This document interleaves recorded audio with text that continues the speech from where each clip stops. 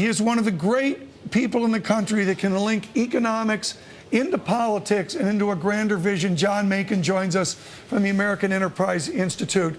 John Makin, your thoughts on the resiliency of Japan as they confront this new tragedy? Tom, nice to be here. First of all, best wishes to my friends in Japan and condolences for their losses. It is a tragedy. Japan is going to be very resilient here. I think that this comes under the category of another thing we didn't need in the global economy, and kind of adds to a general aura of uncertainty, tied, of course, to the instability in North Africa and other events that are going on. But I think the effect on Japan, aside from the human tragedy, would be somewhat limited. It has brought money home to Japan a little bit with a little strengthening of the yen, which is something they don't need. But we've had earthquakes before in Japan. The response has been pretty vigorous. I know there's some concern about the amount of money they'll have to borrow to do this, but I think the response will be vigorous, and the damage will be limited. John, you were mentioning earlier the set of uncertainties out there, which speaks to the need for a certain fiscal responsibility.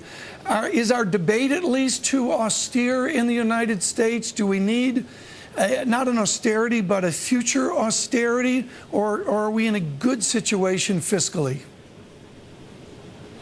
Well, we're not in a good situation fiscally, Tom, and what we need to do is start cutting the budget deficit.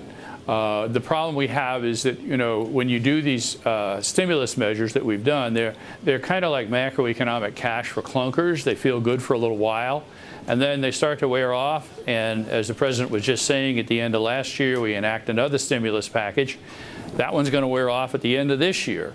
And I think, given the budget situation, we're just not going to be able to renew another stimulus, both economically and politically. I think a lot of my friends in the marketplace forget that it's now a Republican House, and the measures to extend stimulus would have to originate there, so it's not going to happen. Well, you think of Margaret Thatcher, expect the unexpected, like an earthquake, and the president, of course, has to be on the watch with a wide set of issues. What is the, not crisis, but are we essentially waiting for a budget calamity to get us away from the normal Washington rhetoric, where we actually do something about the budget?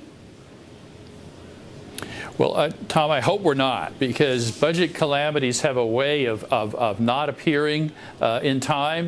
When you get to a budget calamity, then it's already too late. I remember, and you probably do too, in the 90s in Japan, after their bubble burst, we kept waiting for a bubble calamity. It never really came. They just gradually struggled along. They kept some weak businesses alive, borrowed a lot of money. Now they have a debt-to-GDP ratio that's 150% to 200%, depending on how you measure it. So they're ill-equipped to handle problems like the ones they're facing today.